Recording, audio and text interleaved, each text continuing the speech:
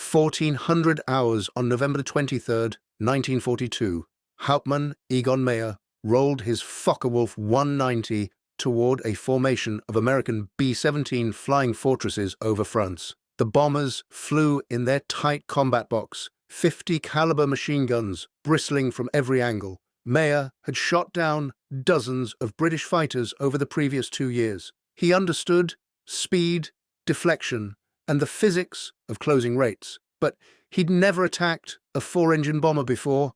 The standard doctrine was clear. Approach from the rear quarter, where the slipstream would slow your closure rate. Fire at 300 meters. Break away before passing through the formation. Meyer had seen the intelligence photographs showing the B-17's defensive positions, twin 50s in the tail, twin 50s in the dorsal turret, twin 50s in the belly ball turret, single 50s at the waist positions. The entire rear hemisphere of each bomber was covered by interlocking fields of fire. The Luftwaffe fighter pilots had a nickname for it already: the flying porcupine. Meyer looked at the lead bomber in the formation. Something caught his attention. The nose. The glazed nose section where the bombardier sat had only 2 small windows with flexible gun mounts, maybe 3 or 4 50s total. Pointing forward, the entire front of the bomber was nearly defenseless. He pushed the stick forward and dove beneath the formation. Then he pulled up hard, positioning his fighter directly ahead of the lead B-17. His closing speed was over 500 miles per hour. He had, perhaps, 3 seconds to fire before he'd collide with the bomber or have to break away. At 200 meters, Meyer pressed the firing button. His 4 20mm cannons and 2 13mm machine guns opened fire in a devastating burst. The rounds walked across the B-17's nose section and into the cockpit. The bomber's nose glazing shattered. The aircraft shuddered and began falling out of formation. Meyer pulled up sharply to the left, narrowly avoiding collision. He'd just proven something that would change the air war over Europe. The B-17 Flying Fortress, despite its name and its fearsome defensive armament, had a fatal vulnerability, and German fighter pilots would exploit it relentlessly for the next 6 months.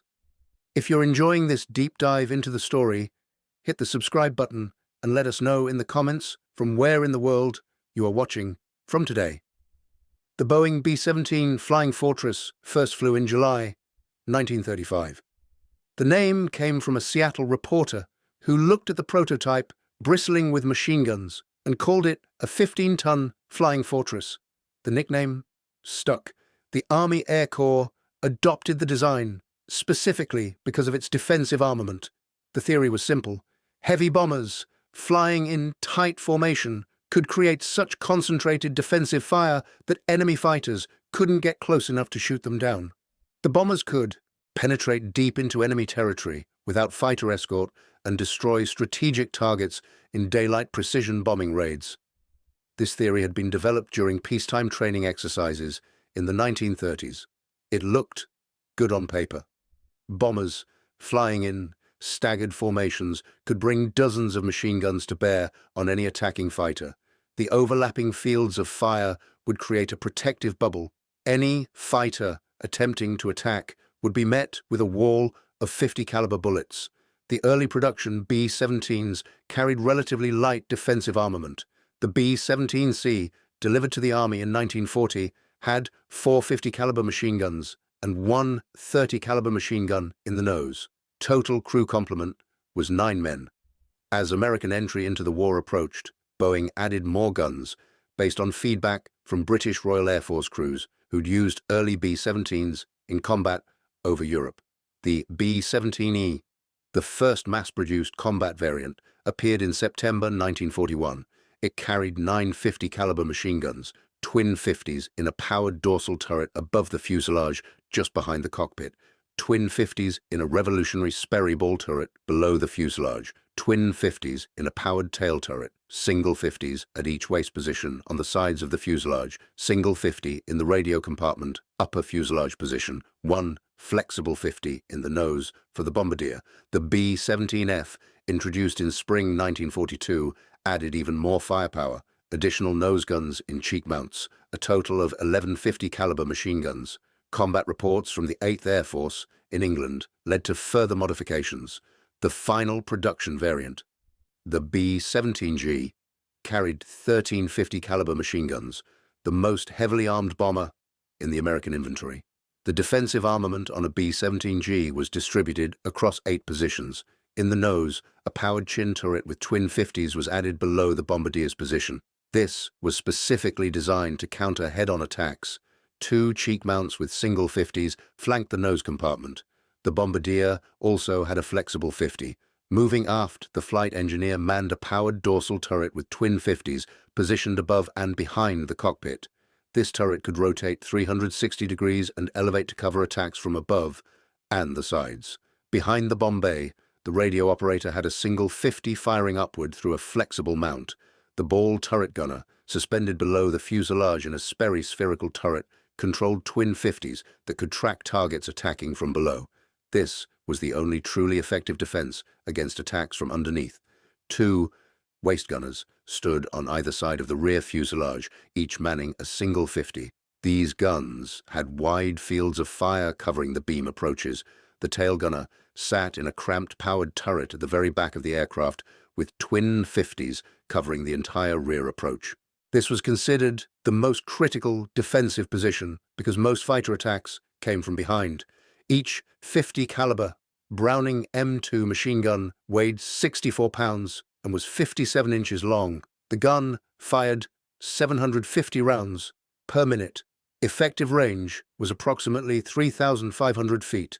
The ammunition came in several types: armor-piercing incendiary rounds tipped with silver paint, tracer rounds tipped with red, plain armor-piercing tipped with black, incendiary rounds tipped with blue. Gunners typically loaded belts with a mixture of round types. The ammunition for all 13 guns on a B-17G totaled approximately 7,000 rounds, weighing over 3,000 pounds. This was in addition to the bomb load, fuel, and crew equipment. The weight of the defensive armament and ammunition reduced the B-17's bomb-carrying capacity and range compared to British heavy bombers like the Lancaster, which carried fewer but larger caliber guns and could therefore carry more bombs. The B-17 crew consisted of 10 men. The pilot and co-pilot flew the aircraft. They had no dedicated defensive weapons. The bombardier in the nose operated the Norden bomb sight and manned the nose guns. The navigator, also in the nose, helped with the cheek guns when not navigating. The flight engineer manned the top turret. The radio operator had his single gun in the radio compartment. The ball turret gunner was a dedicated position requiring a small man who could fit in the cramped turret, 2 waist gunners, and the tail gunner. Every position except pilot and co-pilot involved defensive gunnery. The entire crew was trained to fight. The theory was that a formation of B-17s could create such concentrated firepower that enemy fighters would be shot down before they could inflict serious damage on the bombers. By mid-1942, when the American 8th Air Force began operations from bases in England, the doctrine called for bombers to fly in tight formations called combat boxes. The basic element was 3 aircraft flying in a V formation. 4 such elements made up a 12-plane squadron. 3 squadrons formed an 18-plane group. Multiple groups flew together in combat wings. The formation was carefully designed so every bomber could cover every other bomber with its guns. Aircraft were staggered vertically and horizontally: high squadron, lead squadron, low squadron. The vertical stagger meant that the top turret gunners on lower aircraft could fire upward without hitting friendly bombers above them.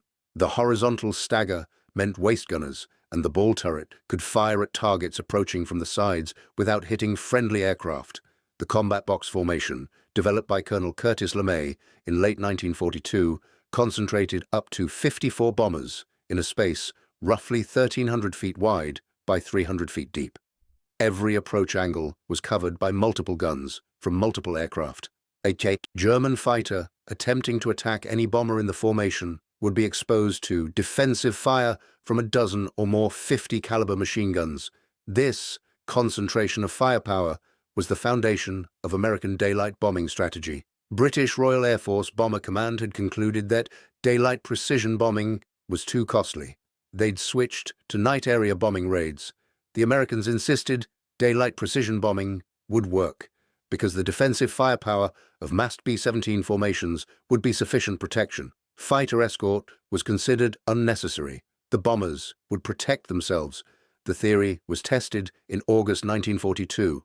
On August 17th, 18 B-17s from the 8th Air Force struck the railroad marshalling yards at Rouen in occupied France. German fighters intercepted the formation but inflicted no losses. American gunners claimed several German fighters destroyed.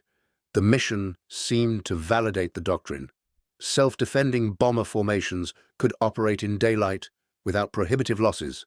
Over the following months, the 8th Air Force expanded operations, larger formations, deeper penetration into occupied Europe, targets in France, Belgium, and Holland. German opposition increased correspondingly. Luftwaffe fighter units adapted their tactics. More fighters concentrated against each raid. More aggressive attacks. The Luftwaffe pilots quickly learned that attacking a B-17 formation from directly behind was nearly suicidal. The closing speed was relatively slow, perhaps 150 miles per hour, relative velocity. This gave the tail gunners extended time to aim and fire. The attacking fighter had to fly through a cone of concentrated fire from multiple bombers for several seconds before getting into effective firing range. Many German pilots tried this approach once, and never again. Attacking from the sides or from below offered better odds, but still exposed the fighter to defensive fire from multiple positions. The ball turret gunner could track targets approaching from beneath. The waist gunners covered the beam approaches. The top turret could engage fighters diving from above or attacking from the high sides. One Luftwaffe pilot recalled years later that approaching a B-17 combat box from any rear angle was like trying to make love to a porcupine that was on fire. The tracers from dozens of .50 caliber machine guns filled the air long before the fighter pilot could open effective fire. The psychological pressure was immense. Red tracers swarming like wasps, the knowledge that a single .50 caliber bullet could destroy your engine or kill you instantly. And this uncomfortable situation lasted for several minutes at the slow closing rates required for rear attacks. German fighter pilots began calling the B-17 formations Fliegendes Stachelschwein, flying hedgehog. The defensive fire wasn't always accurate, but it didn't need to be. The sheer volume of fire forced attacking fighters to break away early or take desperate evasive action. This disrupted their aim and reduced the time they could hold their sights on target. American bomber crews were claiming substantial numbers of German fighters shot down. After each mission, gunners filed combat reports describing their engagements. If a gunner saw a fighter trailing smoke or going down, he claimed it as destroyed. Multiple gunners often fired at the same fighter, and each would file a claim. The 8th Air Force tallied these claims and reported them as confirmed victories. In the early months, the numbers seemed impressive. Missions would report 30 or 40 German fighters destroyed. The bomber formations were apparently winning the air superiority battle through defensive firepower alone. Intelligence officers congratulated bomber crews on their marksmanship. The doctrine appeared vindicated. But the German records told a different story. On August 17, 1943, the 8th Air Force struck Schweinfurt and Regensburg with 376 B-17s. American gunners claimed 288 German fighters definitely destroyed, 81 probably destroyed, and 103 damaged. German records showed actual losses of 25 to 27 fighters destroyed. The overclaiming was more than 10 to 1. This wasn't unique to American bomber gunners. The problem was inherent in aerial combat, multiple gunners firing at the same target, difficulty in observing actual crashes when you're being shot at yourself, damaged fighters that appeared to be going down but actually made it home. German fighter pilots overclaimed their victories similarly. Everyone overclaimed, But the overclaiming created a dangerous delusion among American commanders. If bomber gunners were really shooting down German fighters at the reported rates, then the Luftwaffe fighter force should have been crippled within months. Instead, German opposition grew stronger throughout 1943. More fighters appeared on each mission, more aggressive tactics, more bomber losses. The reality was that the B-17's defensive firepower, while impressive, wasn't sufficient to stop determined attacks by experienced fighter pilots. The 50 caliber Browning was an excellent weapon, but it fired a relatively small projectile. German fighters carried 20mm and 30mm cannons that were far more destructive. A single 20mm hit could cripple a fighter. German analyses concluded it took approximately 20mm hits to bring down a B-17 from the rear. The average Luftwaffe pilot's hit rate was about 2%. That meant firing 1,000 rounds to guarantee 20 hits. A Focke-Wulf 190 carried 500 rounds of 20mm ammunition. Mathematically, a single fighter needed to make 2 complete firing passes to accumulate enough hits to destroy one bomber, assuming the pilot achieved average accuracy. But accuracy under combat conditions was far below peacetime training standards. The pilot was pulling high G forces while maneuvering to avoid defensive fire. The target was moving. The range was changing constantly.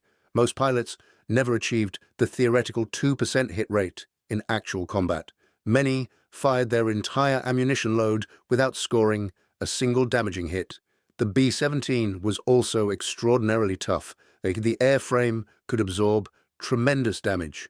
Aircraft returned to base with hundreds of holes from machine gun and cannon fire, wings with large sections shot away, tail surfaces nearly severed, engines destroyed. Yet they kept flying. The structural strength and redundancy of systems meant that the aircraft could survive damage that would destroy most other bombers. But the German pilots were learning. Each mission provided lessons. They were studying the B-17 formations, analyzing the fields of fire, looking for weaknesses. And Hauptmann Egon Meyer had found one. Meyer was a veteran fighter pilot, born August 19, 1917, in Konstanz, Germany. He joined the Luftwaffe before the war and gained experience during the Battle of Britain in 1940. By November 1942, Meyer commanded the 3rd Gruppe of Jagdgeschwader II, based in France. He had dozens of aerial victories against British fighters. He was awarded the Knight's Cross in August 1941 for 20 victories. When the American bombers began appearing over France in August 1942, Meyer studied them carefully. He watched how they flew. He noted the defensive gun positions. He understood that the rear approaches were heavily defended. The B-17's tail turret, combined with the tail turrets of other bombers in the formation, created a devastating crossfire zone. On November 23, 1942, Meyer led his fighters against a formation of B-17s. Instead of attacking from behind or the sides, he dove below the formation, then pulled up and attacked from directly ahead. His closing speed was enormous, over 500 miles per hour. He had only seconds to aim and fire before he'd collide with the bombers or have to break away. But those few seconds were enough. The B-17E and B-17F nose sections had minimal forward-firing armament. The Bombardier had one flexible 50 caliber machine gun, maybe 1 or 2 more guns in side windows. That was all. 4 machine guns, at most defending the entire front of the aircraft. And those guns were difficult to aim at a fighter coming straight at you at 500 miles per hour closing speed. Meyer concentrated his fire on the nose and cockpit area. The pilot and co-pilot sat directly behind a relatively thin windscreen. The Bombardier was exposed in the glazed nose with minimal protection. 20mm cannon shells hitting this area would kill the crew instantly or disable the aircraft's control systems. The engines were also vulnerable to head-on fire. A fighter approaching from dead ahead had a clear shot at all 4 engines along the wings. Meyer shot down 2 B-17s and 1 B-24 Liberator on November 23rd using this tactic. He discovered the weakness in the fortress. Word spread quickly through the Luftwaffe fighter units. Meyer discussed the tactic with fellow fighter ace Georg Peter Eder. They refined the approach. The optimal method was to attack in a formation of 3 fighters flying in a V, called a Kette in Luftwaffe terminology. The 3 fighters would approach the bomber formation from slightly left of center. At about 200 meters range, they'd open fire with a deflection burst, aiming ahead of the target to account for the extreme closure rate. Immediately after firing, each pilot would brake hard, left or right, pulling high G turns to avoid collision and to minimize exposure to the bomber's defensive fire. The entire attack lasted perhaps 5 seconds. Then the fighters would dive away, regroup, and potentially make another pass. The head-on attack required exceptional skill. The closure rate was so high that aiming was extremely difficult. The pilot had to lead the target by a significant distance. Any error in deflection and the rounds would miss entirely. The breakaway maneuver had to be executed with split-second timing. Too early and you wasted your firing opportunity. Too late and you'd collide with a 2-ton bomber. Many German pilots tried the tactic and failed. Inexperienced pilots broke away too early, achieving no hits. Some misjudged the deflection, and their rounds passed harmlessly ahead or behind the target. A few collided with bombers and were killed. But the skilled pilots, the experten with hundreds of hours of combat experience, mastered the technique. By December 1942, the head-on attack became the preferred method of engaging American heavy bomber formations. Luftwaffe fighter groups trained specifically for this tactic. Intelligence officers briefed pilots on the B-17's vulnerable nose section. Gun camera footage from successful attacks was studied and analyzed. The American bomber crews noticed the change immediately. Instead of fighters approaching from behind where tail gunners could engage them with extended firing opportunities, German fighters now came from 12 o'clock high, dead ahead and slightly above. The term bandits at 12 o'clock high became the most feared call in B-17 crews. The head-on attack was terrifying for bomber crews. You'd see the fighter far ahead, a tiny dot. Then in seconds it would grow to full size, cannons flickering, closing at impossible speed. The bombardier and navigator in the nose had only moments to fire back. Then the fighter would flash past, so close you could see the pilot's face. Sometimes cannon shells would walk across the nose glazing. Glass would shatter. Men would be hit. The aircraft would shudder from impacts on engines or wings. Throughout the winter of 1942 through 1943, and into the spring and summer of 1943, German fighter pilots refined the head-on attack. They developed variations, single fighters diving from high altitude directly at the formation's lead aircraft, pairs of fighters attacking in succession, entire staffel formations of 9 or 12 aircraft attacking simultaneously from different angles. The American bomber losses mounted steadily. On April 17, 1943, a raid on the Focke-Wulf factory at Bremen lost 16 B-17s out of 115 dispatched. On June 13th, a raid on Kiel lost 22 bombers. July 26th, Hamburg, 15 bombers lost. These were considered acceptable loss rates by 8th Air Force standards. Anything under 10% was sustainable. But individual bomb groups experienced catastrophic losses. The 100th Bomb Group became known as the Bloody 100th because of their consistently high casualty rates. In some missions, groups would lose a third of their aircraft. The 8th Air Force crews were required to fly 25 combat missions before completing their tour and rotating home. Statistical analysis showed that bomber crews had less than a 25% chance of completing their tour. Most didn't make it. They'd be shot down, killed, captured, or severely wounded before finishing 25 missions. By summer 1943, morale among 8th Air Force crews was deteriorating. Every mission meant watching friends die, watching B-17s explode or break apart, watching men bail out over enemy territory, coming back to base and seeing empty hardstands where aircraft should be parked. The replacements would arrive, fresh crews from the United States. Within weeks, many of them would be gone too. The German fighter pilots were at peak effectiveness. Many had been flying combat since 1936. In the Spanish Civil War, they'd fought through the Battle of Britain, the Eastern Front, North Africa. They had hundreds or thousands of hours of combat experience. Some had over 100 aerial victories. They were professionals, the best fighter pilots in the world. Hauptmann Egon Mayer's victory total climbed steadily, 63 victories by April 1943, earning him the Oak Leaves to his Knight's Cross. He became Commodore of Jagdgeschwader II in July 1943. On September 6, 1943, he shot down 3 B-17s in 19 minutes during the Stuttgart raid. His tactical innovations had transformed Luftwaffe fighter tactics against American heavy bombers.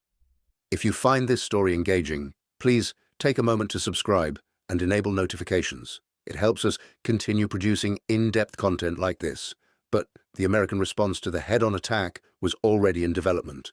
Boeing engineers and 8th Air Force armament specialists had been studying combat reports. They understood the Oak's vulnerability. The B-17F production run included late-model aircraft with a powered chin turret below the bombardier's position, twin 50-caliber machine guns in a remotely operated turret that could track targets approaching from the front. The B-17G, which entered service in September 1943, incorporated the chin turret as standard equipment. It also retained the cheek-mounted guns and the bombardier's flexible gun. The nose of the B-17G had 650 caliber machine guns covering the forward approaches. This was a dramatic increase in forward firepower. The tactical impact was immediate. German fighters attacking from head-on now faced 650s from each bomber instead of 2 or 3. A formation of 12 B-17Gs had 72 50 caliber machine guns pointing forward. The cone of fire through which attacking fighters had to fly became far more dense and far more dangerous. But changing the defensive armament was only part of the solution. The fundamental problem remained. The B-17 formations were operating deep into Germany without fighter escort. American P-47 Thunderbolts and Royal Air Force Spitfires had sufficient range to escort the bombers to targets in France and the occupied territories close to England. But Germany's industrial heartland was beyond their range. Once the escort fighters reached their fuel limit and turned back, the bombers continued alone. The Germans concentrated their fighter forces at the point where American escorts turned back. The bomber formations would cross into Germany, escorted by fighters. The Luftwaffe would wait. Then the escorts would turn back, and within minutes, hundreds of German fighters would attack the now unescorted bombers. The losses became unsustainable. In autumn 1943, August 17th, the double strike on Schweinfurt and Regensburg, 60 B-17s lost, nearly 25% of the attacking force. October 8th, Bremen raid, 31 bombers lost. October 10th, Münster, 30 bombers lost. October 14th, the second Schweinfurt raid, 60 bombers shot down with another 17 damaged beyond repair. Over 650 American airmen killed or captured in a single day. The 8th Air Force called it Black Thursday. The losses were so catastrophic that deep penetration raids into Germany were suspended for 4 months. The defensive firepower of the B-17, even with improved forward armament, was simply not sufficient to protect bomber formations operating without fighter escort.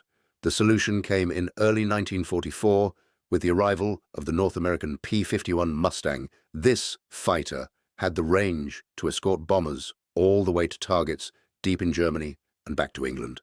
With long-range fighter escort, B-17 formations could operate throughout German airspace with acceptable losses. The P-51s didn't just escort the bombers, they flew far ahead, sweeping German fighters from the sky before the bombers arrived. By spring 1944, the air superiority battle had shifted decisively. German fighter units that had dominated the skies over Germany in 1943 were being systematically destroyed by American fighter escorts.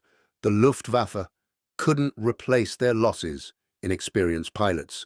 New pilots with minimal training were thrown into combat and shot down within their first few missions. Hauptmann Egon Meyer didn't live to see the final outcome of the air war he'd helped shape. On March 2nd, 1944, while intercepting American bombers near Montmédy in northeast France, Meyer's Messerschmitt Bf-109 was hit by fire from a P-47 Thunderbolt escort fighter. His aircraft went down and he was killed. He was 26 years old with 102 confirmed aerial victories. 26 of those victories were four-engine heavy bombers, most of them B-17s, destroyed using the head-on attack technique he'd pioneered. The German fighter force had lost one of its most tactically innovative commanders, but Meyer's legacy endured. The head-on attack remained the primary method for engaging American bomber formations throughout the rest of the war. Every Luftwaffe fighter pilot learned the technique. Every new pilot arriving at operational units practiced it until the approach angles and breakaway maneuvers became instinctive. The Germans refined the tactic even further. They developed the company front attack, where an entire group of 30 or more fighters would form a line abreast formation several miles wide. They'd approach the bomber formation from head-on, all 30 fighters attacking simultaneously. The bombers' forward-firing guns could only engage a few fighters at once. The sheer number of attacking aircraft overwhelmed the defensive fire.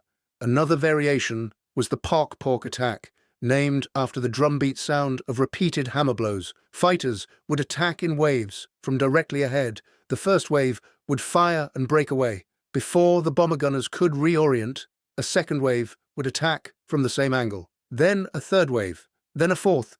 The continuous pressure prevented effective defensive response and exhausted the bomber crews psychologically.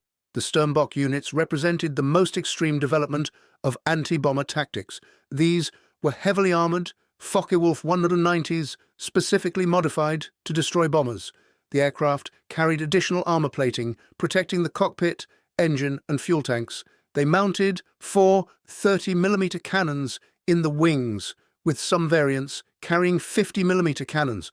The firepower was devastating, but the added weight made the aircraft slow and unmaneuverable.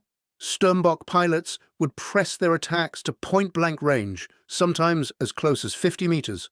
At that distance, they couldn't miss. A single burst from four 30mm cannons would literally tear a B-17 apart. The bomber would disintegrate in midair, scattering wreckage and bodies across the sky.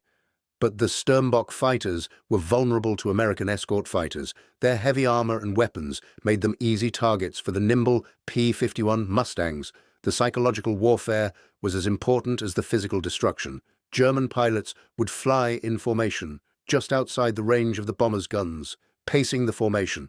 The bomber crews would watch them out the windows, knowing an attack was imminent but unable to do anything. Then, suddenly, the German fighters would turn and attack, cannons blazing. The waiting was almost worse than the actual combat. Some German pilots would make mock attacks, diving toward the formation as if beginning a firing run, then breaking away at the last second without firing. This forced the bomber gunners to track them, burning ammunition and increasing fatigue. The next time a fighter dove toward the formation, was it a mock attack or a real one? The bomber crews never knew until cannon shells started hitting their aircraft. The B-17 crews developed their own counter-tactics. Pilots learned to make small heading changes as fighters approached, spoiling the attacker's aim at the critical moment.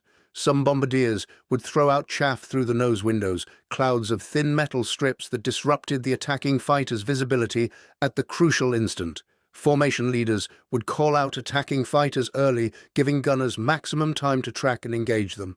The most effective counter was simply flying tighter formations. The closer the bombers flew to each other, the more concentrated their defensive fire became.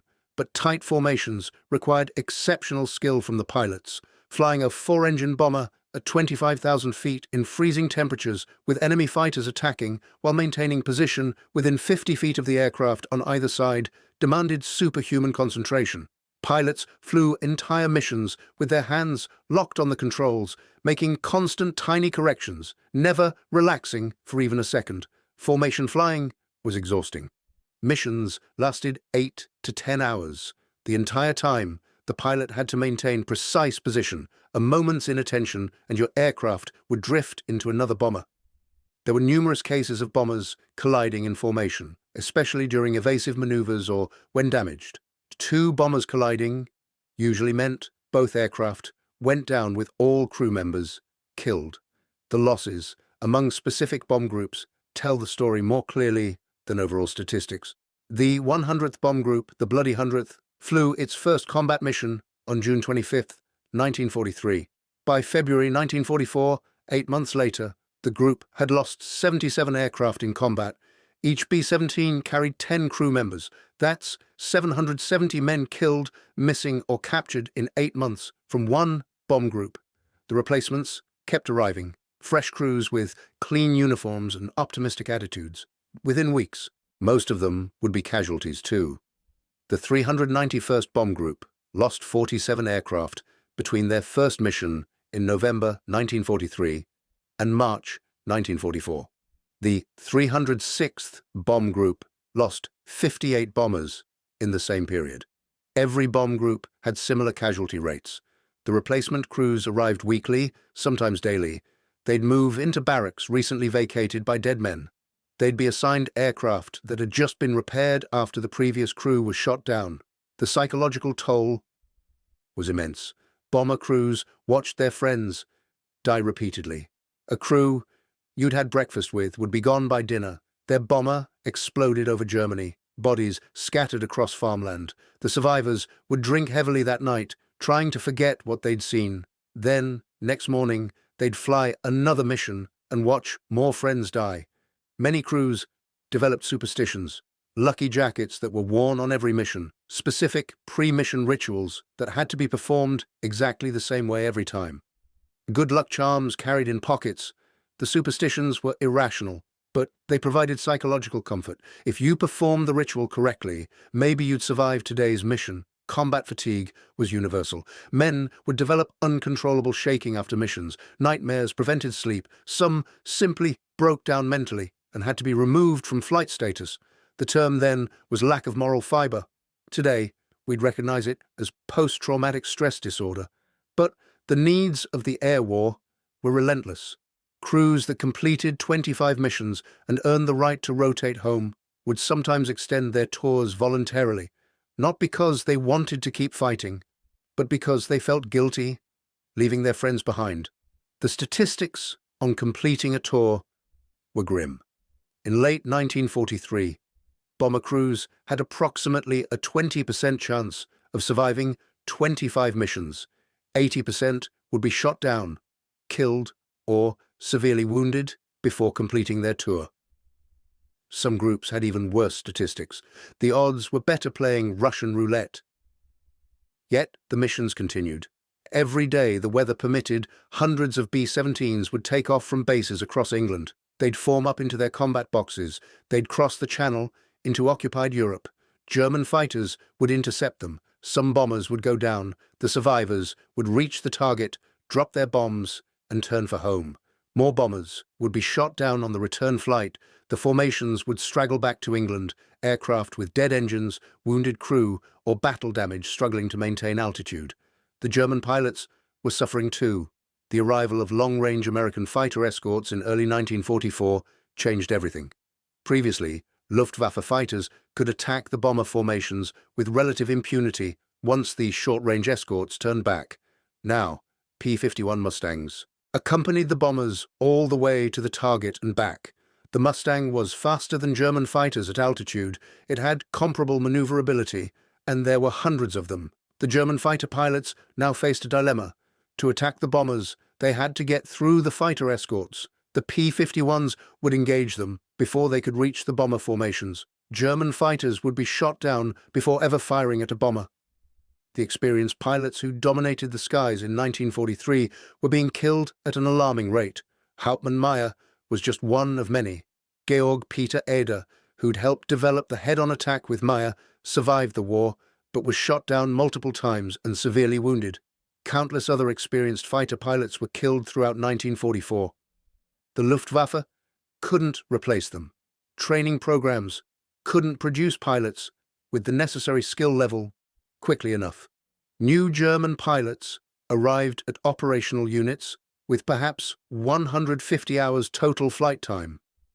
They'd fly 2 or 3 combat missions and be shot down by experienced American fighter pilots who had 500 or 1,000 hours of flight time. The replacement pilot would arrive with similarly minimal training and suffer the same fate. The attrition was unsustainable. By summer 1944, the air superiority battle was effectively over. American fighters controlled the skies over Germany. B-17 formations could operate anywhere with acceptable losses. The defensive armament of the B-17, combined with fighter escort, provided adequate protection. The Luftwaffe fighter force still existed, but was increasingly ineffective. The final tally of the 6-month period, from November 1942 through May 1943, showed approximately 200 German fighter aircraft destroyed in combat against B-17 formations, according to German loss records. American gunner claims during the same period totaled over 2,000 German fighters destroyed, demonstrating the extreme overclaiming problem. But 200 fighters lost was still significant for the Luftwaffe, representing experienced pilots and irreplaceable aircraft. The head-on attack that Egon Meyer pioneered on November 23, 1942, had fundamentally changed the air war. It exposed the B-17's critical vulnerability and led directly to the development of the B-17G with its chin turret. It forced American commanders to acknowledge that unescorted daylight bombing was unsustainable, regardless of defensive armament. And it led to the development and deployment of long-range fighter escorts that ultimately won the air superiority battle over Europe. The B-17 Flying Fortress earned its reputation through thousands of combat missions and incredible resilience under fire. But the myth that defensive firepower alone could protect bomber formations was shattered by one German pilot's tactical innovation on a November afternoon over France. War is always about adaptation. The side that adapts faster usually wins. In this case, both sides adapted repeatedly, each innovation countered by the next, until American industrial capacity and pilot training programs simply overwhelmed German defenses through sheer numbers. The strategic bombing campaign against Germany continued relentlessly through 1944 and into 1945. B-17 formations, now protected by swarms of P-51 Mustangs, struck targets throughout German-occupied Europe: oil refineries, aircraft factories, railroad yards, submarine pens, ball-bearing plants. The tonnage of bombs dropped increased exponentially. What had been small raids of 50 or 100 bombers in 1942 became 1,000 bomber raids by late 1944. The defensive armament that had been so critical in the early war years became almost secondary. With fighter escorts clearing the skies, German interceptors rarely reached the bomber formations in significant numbers. When they did attack, the P-51s would immediately engage them. The B-17 gunners still fired when enemy fighters appeared, but most missions saw little to no aerial combat for the bombers themselves. The chin turret on the B-17G, specifically designed to counter head-on attacks, proved highly effective in the few instances when German fighters still attempted the tactic. Bomber crews reported that German pilots were noticeably more cautious when approaching from the front after encountering the concentrated forward firepower. Many would break away earlier or attack from different angles where the defensive fire was less concentrated. But the fundamental equation had changed. The question was no longer whether B-17s could defend themselves with their guns. The question was whether German cities and industries could survive the avalanche of high-explosive and incendiary bombs being dropped on them daily. The strategic focus shifted from tactical air combat to the destruction of Germany's capacity to wage war. The statistics tell a story of overwhelming force. The 8th Air Force alone flew over 350,000 bomber sorties during the war. RAF Bomber Command flew another 390,000 sorties. Together, the Allied bombing campaign dropped approximately 2.7 million tons of bombs on European targets. German cities were reduced to rubble, industrial production was disrupted, transportation networks were destroyed. The cost was staggering on both sides. The 8th Air Force lost approximately 4,500 B-17s in combat. Each aircraft represented 10 crew members, trained at enormous expense. The total casualties among 8th Air Force personnel exceeded 47,000, killed and missing. Another 18,000 were wounded. These weren't just statistics. They were young men, most barely out of their teens, who climbed into bombers knowing their odds of survival were poor but went anyway. The Luftwaffe losses were equally catastrophic. By 1945, the German fighter force had been effectively destroyed. Not just the aircraft, which could theoretically be replaced, but the experienced pilots who couldn't be replaced. The pilots who'd survived Spain, Poland, France, Britain, Russia, North Africa, and the early American raids were nearly all dead by war's end. Their replacements lasted days or weeks before being shot down. Some German aces achieved incredible victory totals. Major Erich Hartmann claimed 352 aerial victories, though most were on the Eastern Front against Soviet aircraft. Major Gerhard Barkhorn claimed 301 victories. Major Gunther Rahl claimed 275. These numbers dwarf American and British ace totals, but they reflect the different nature of the air war on different fronts and the fact that German pilots flew combat until they were killed or severely wounded. Against American heavy bombers, specifically, the top German aces included Major Georg Peter Eder with 36 four-engine bombers destroyed, Major Egon Meyer with 26, and numerous others with 15 to 20 bomber kills. These victories came at enormous risk. Attacking a B-17 formation, even with refined tactics and superior aircraft, remained extremely dangerous. Many German aces who'd survived years of combat were killed attacking bomber formations in the final year of the war. The individual stories of bomber crews provide texture to the statistics. The Memphis Belle, a B-17F from the 91st Bomb Group, completed 25 missions in May 1943 and returned to the United States for a publicity tour. The crew became celebrities, but they were exceptional. Most crews didn't complete their tours. Most didn't come home.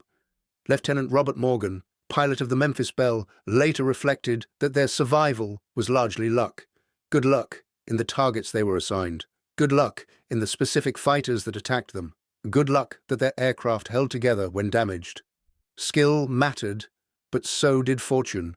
Hundreds of equally skilled crews were shot down simply because a cannon shell hit a critical component or because their bomber happened to be the one a particular German pilot selected as his target. The mighty 8th, as the 8th Air Force became known, flew its final bombing mission on April 25, 1945. Germany surrendered on May 8th. The B-17s had flown through the entire European war, from the first hesitant raids in August 1942 through the final massive strikes of spring 1945. Nearly 3 years of continuous combat operations, thousands of missions, tens of thousands of sorties. After the war, analysts studied the effectiveness of the strategic bombing campaign. The results were complex and controversial. German industrial production actually increased through 1944. Despite the bombing, Albert Speer, Hitler's armaments minister, proved remarkably adept at dispersing production and repairing bomb damage. Critical industries were moved underground or into dispersed facilities that were difficult to target effectively. However, the bombing forced Germany to divert enormous resources to air defense, anti-aircraft guns, fighter aircraft, and the personnel to operate them were pulled from other fronts. The Luftwaffe fighter force that might have been used on the Eastern Front was instead consumed defending Germany from American bombers. The fighters shot down over Germany represented aircraft that weren't available to oppose the Allied invasion of France in June 1944. The oil campaign that began in spring 1944 proved devastatingly effective. Attacks on synthetic oil refineries and petroleum facilities crippled German fuel production. By late 1944, the Luftwaffe was grounded not because it lacked aircraft, but because it lacked fuel. Panzer divisions were immobilized. The German war machine literally ran out of gas. The moral questions surrounding the strategic bombing campaign remain debated. The firebombing of Hamburg in July 1943 killed 40,000 civilians. The firebombing of Dresden in February 1945 killed between 25,000 and 35,000. These were area bombing raids by RAF Bomber Command, not the precision daylight raids the Americans claimed to conduct, but American bombers participated in many attacks on German cities where civilian casualties were inevitable. Was the bombing campaign justified? Did it shorten the war? Could the resources devoted to building and operating thousands of heavy bombers have been better used elsewhere? These questions have no simple answers. What's clear is that the men who flew the missions believed they were doing necessary work to defeat Nazi Germany. Whether that belief was correct is a judgment historians will continue to debate. For the B-17 crews specifically, the experience was transformative. Those who survived carried the memories for the rest of their lives. The cold at altitude, so intense that exposed skin would freeze in seconds. The roar of engines that lasted for hours. The staccato hammering of machine guns. The sight of fighters attacking with cannon fire visible. The sickening lurch when your bomber was hit. The desperate scramble to bail out if the aircraft was going down. The friends who didn't come back. Many veterans couldn't talk about their experiences for decades. The trauma was too deep.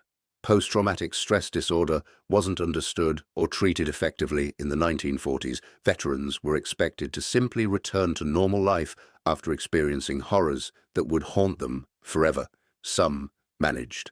Others struggled with alcoholism, depression, or other psychological issues for the rest of their lives. The B-17 itself became an icon.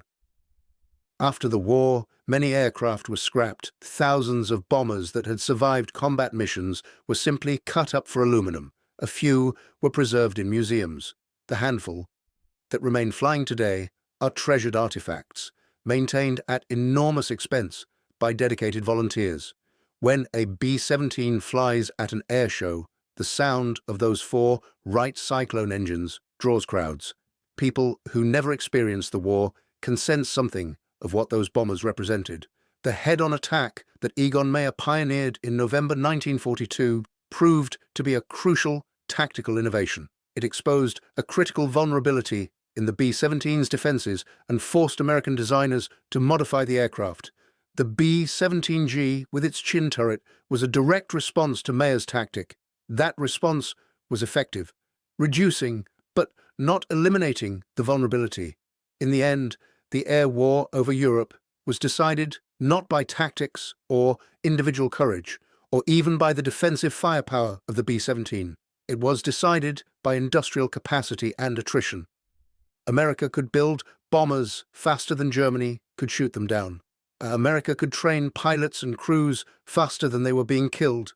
Germany couldn't. The mathematics of total war favored the side with greater resources, and that side was the United States. The 200 German fighters destroyed in the 6 months after Meyer introduced the head-on attack were replaced. But the experienced pilots who were killed couldn't be replaced. Each veteran pilot lost represented years of training and combat experience. Each replacement pilot lasted only a few missions before being shot down. The quality of the Luftwaffe fighter force declined steadily throughout the war, while American pilot quality improved. By 1945, American fighter pilots had hundreds of hours of flight training before entering combat. They flew superior aircraft. They had unlimited fuel and ammunition. They had numerical superiority. The German pilots they faced were often teenagers with minimal training flying aircraft that were technologically advanced but chronically short of fuel. The outcome was predetermined. The 16-gun B-17 that German pilots initially mocked proved to be one of the most important weapons of World War II.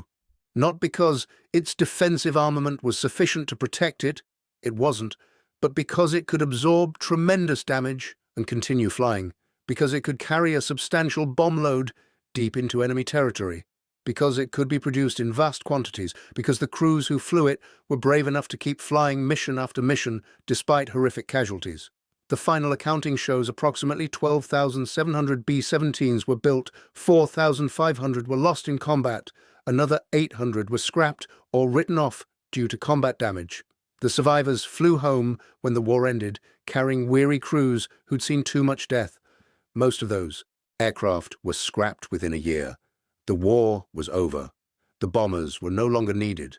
The men who'd flown them tried to forget and move on with their lives. But the legacy endures. The B-17 Flying Fortress remains a symbol of American industrial power and the willingness of ordinary young men to face extraordinary danger. The defensive guns that bristled from every angle weren't enough to protect the aircraft on their own. But combined with tactical formations, fighter escorts, and sheer courage, they helped win the air war over Europe. And that air war helped win World War II. Thank you for watching. For more detailed historical breakdowns, check out the other videos on your screen now, and don't forget to subscribe.